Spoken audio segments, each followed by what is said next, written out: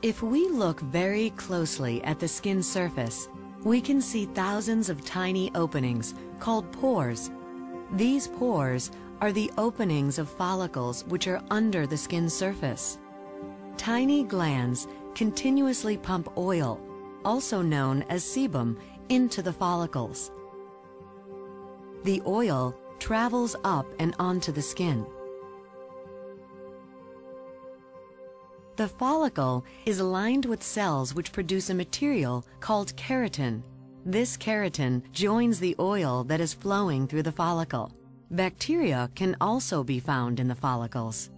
Every hour of every day, this mixture flows out of the pore openings as long as the pores remain open.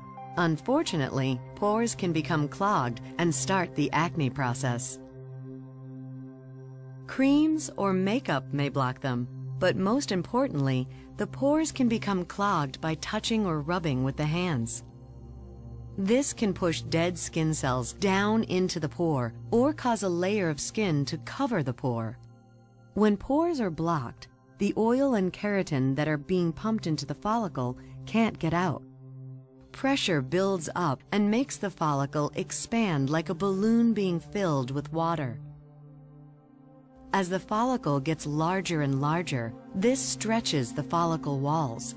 Tiny holes can form through which bacteria and other contents in the follicle can leak out. This attracts cells of inflammation, which try to fix the problem. The cells lining the canal start to produce more keratin to shield themselves from the increasing stretch. Unfortunately, this additional keratin adds even more material to the canal. As more and more oil and keratin build up, the follicle can actually burst, causing much more inflammation. This is the point where we see red bumps and pimples on the skin, what we call acne. The expanded follicles can also rupture from outside pressure, such as from leaning on hands or squeezing by fingers. Yet another reason to avoid touching acne-prone areas. So why does acne not typically start until around puberty? This is because before puberty, the oil glands make very little oil. So even if a pore becomes blocked, not much pressure develops. But starting in puberty, hormones stimulate the oil glands to produce much more oil, which makes a person more prone to acne because pressures in the follicle can build up quickly.